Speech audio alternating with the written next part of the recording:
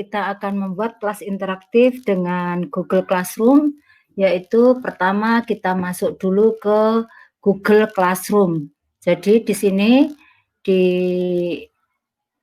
tengah dekat akun kita itu ada titik 9 itu, ketika kita klik lalu kita pilih untuk Google Classroom. Nah, seperti ini.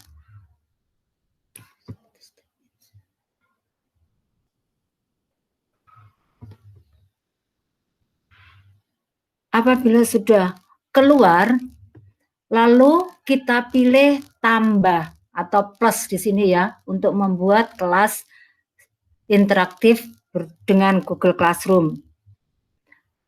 Di sini ada gabung ke kelas, ada buat kelas. Karena kita guru, edukator, kita buat kelas. Kita klik buat kelas, lalu kita beri nama kelas kita. Misalnya, kita saat ini sedang mengajar di kelas 7. Dituliskan aja kelas 7. Kelas 7. Terus, kita sedang mengajar apa? Bidang studi kita apa? Atau tahun, kita tulis di sini tahun 2020-2021. Terus mata pelajaran yang kita ajarkan apa?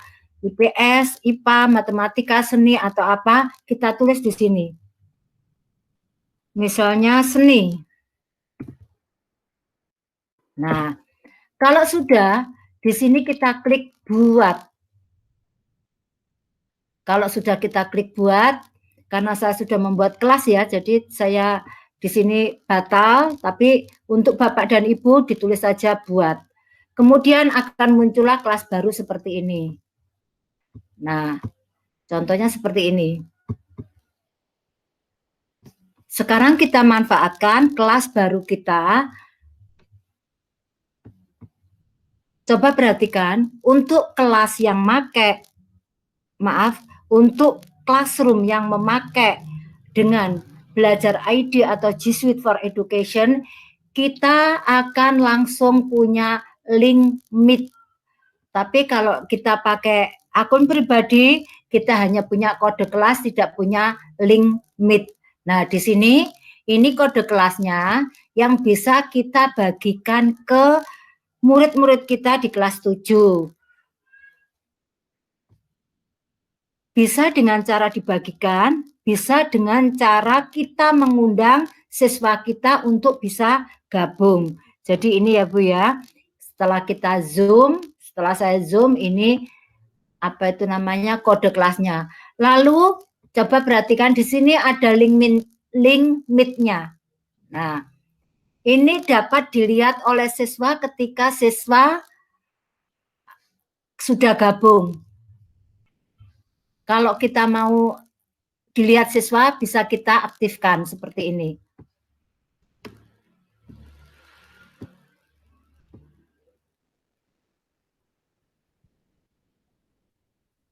Nah, seperti ini ya.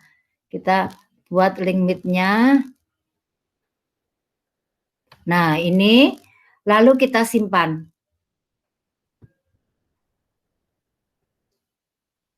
Oke. Siswa kita kalau sudah gabung, secara otomatis bisa melihat kode dari link Meet kita. Nah, karena di sini kelas sains, saya akan pilih tema tentang sains. Bagaimana caranya? Di sini ada umum, bahasa, matematika, seni, olahraga lain. Kita pilih aja matematika dan sains. Kalau ibu-ibu guru seni, pilih saja seni. Di sini pilih tema sesuai dengan bidang studi atau mata pelajaran yang Bapak Ibu ampuh. Kalau olahraga, juga pilih saja yang temanya olahraga, atau bahasa dan sejarah, monggo.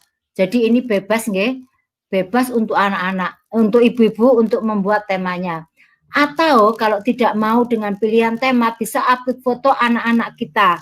Anak-anak kelas 7A, 7B, pilih dari foto dari komputer. Kalau Bapak Ibu punya, kalau tidak punya ya sudah, kita ambil tema saja.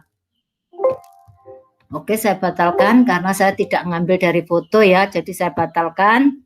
Nah, akhirnya jadilah seperti ini. Lalu, anggota kita siapa? Anggota kita adalah siswa kita.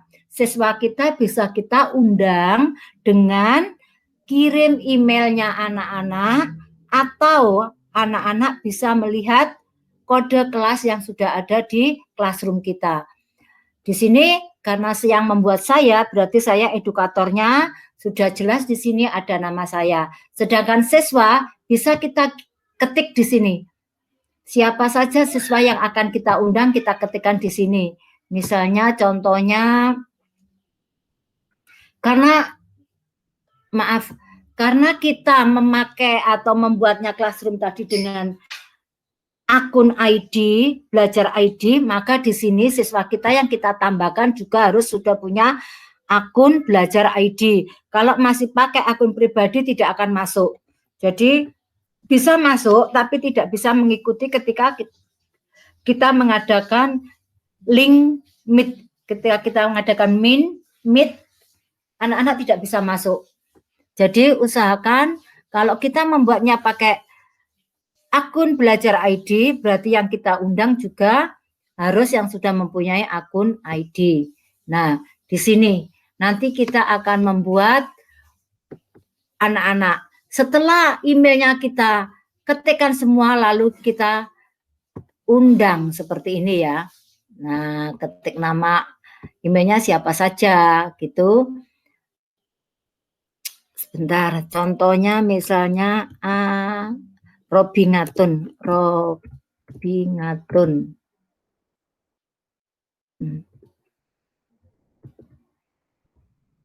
Ini teman-teman saya semua sih, instruksi semua. Saya bingung ini. Ya. Pokoknya ini isikan email siswa Anda yang sudah punya belajar ID, karena di sini kita membuatnya dengan akun dari Kemendikbud. Oke, setelah itu apabila kita menggunakan akun dari belajar ID, kita bisa mengundang siswa sampai 1000 siswa ya nanti kalau kita di kelas. Tapi kalau pakai akun pribadi terbatas sampai 250 siswa. Di sini kolaborator dengan guru, kalau akun pribadi 20, di belajar ID juga 20. Tetapi keistimewaannya di sini, kalau kita pakai belajar ID, kita bisa mengundang orang tua wali murid. Jadi seperti itu ya. Nah, sekarang kita akan membuat tugas kelas. Apa saja yang harus kita share ketika kita membuat tugas kelas, yaitu mungkin karena hari saya guru IPA ya, guru sains misalnya. Nah, di sini saya akan mengajar tentang terapung, tenggelam, atau melayang. Atau saya hapus ya, saya membuat baru. Misalnya saya akan mengajak anak-anak untuk kita buat topiknya dulu. Kalau langsung tugas nanti anak-anak kaget ya, jadi kita buatkan topiknya dulu. Di sini topik kita tentang belajar tentang apa? Tumbuhan. Kita tambahkan di sini.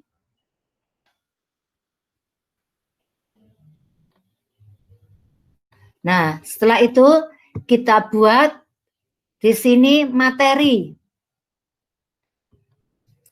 Judulnya apa? Bunga atau tanaman hias. Karena sekarang sedang ngetren tentang tanaman hias. Terus deskripsi itu adalah ringkasan materi yang akan kita ajarkan ke anak-anak. Contohnya misalnya saya buat deskripsi sebagai berikut. Tanaman hias terdiri dari tanaman bunga, terus tanaman gantung, dan masih banyak lagi.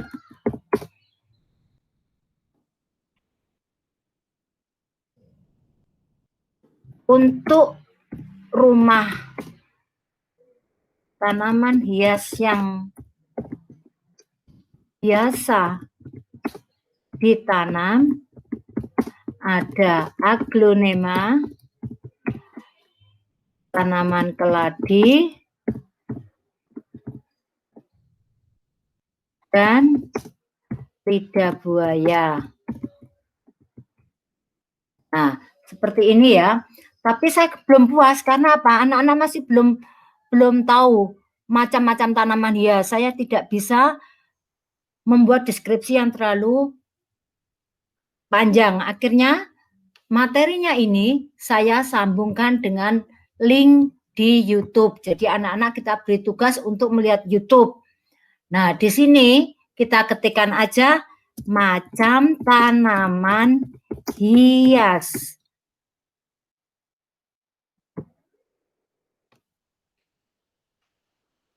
Nah, ini kita temukan banyak sekali ya. Lalu kita pilih tanaman hias yang lagi ngetren untuk tahun ini apa ya? Oh ini, berarti ini yang kita pilih, kita tambahkan. Jadi nanti anak-anak ketika melihat materi yang sudah kita sampaikan di deskripsi, dia juga akan otomatis melihat videonya untuk menunjang apa? Untuk menunjang kepemahaman anak-anak akan macam-macam tanaman hias.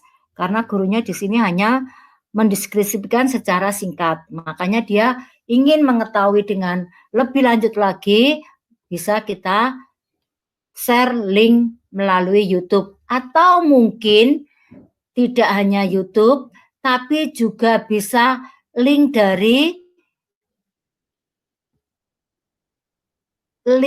website, bisa. Atau mungkin kita tambahkan dari Google Drive, mungkin kita punya, semalam kita sudah membuat materi, bisa, tinggal kita klik Google Drive-nya, di mana tempatnya kita menyimpan data tersebut. Terus, atau mungkin bisa kita buat anak-anak itu untuk melihat file, filenya sudah kita siapkan. Nah, di sini anak-anak juga bisa melihat. Baik, lalu tadi topiknya sudah kita buat ya, tentang tumbuhan. Oke, terus sekarang kita buat untuk dokumennya, atau untuk formnya, atau untuk gambarnya. Nah, di sini.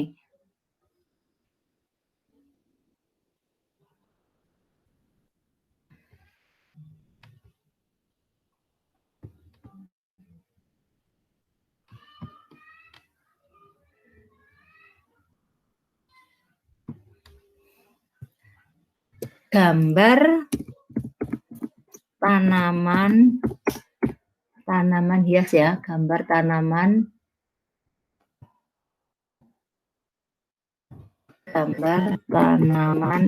hias. Nah, di sini apa yang akan bisa kita lampirkan?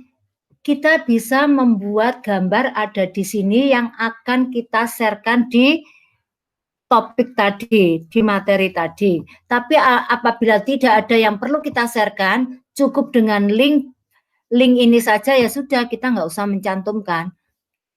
Sudah cukup dengan YouTube ya sudah, kita sudah cukup dengan YouTube. Lalu akan kita posting kapan ini? Kalau kita posting saat ini, langsung aja diposting. Tapi kalau kita jadwalkan, berarti kita milih yang jadwalkan di sini.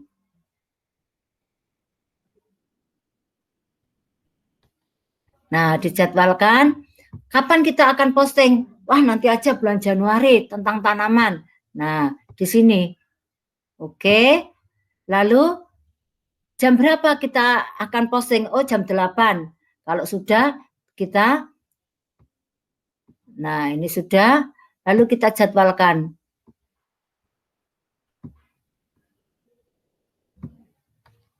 Jam 10 aja. Jam 8 terlalu pagi. Tinggal kita jadwalkan gini aja. Atau mungkin kita ganti tanggal 5 ya. Nah, boleh. Oke, kalau sudah, Kalau sudah, ini nanti akan kita share ke anak-anak. Anak-anak bisa melihat apa saja tugasnya. Nah, kalau seandainya kita mau membuat tugas kelas, baik, kita juga akan membuat tugas kelas. Di sini ada tugas kuis.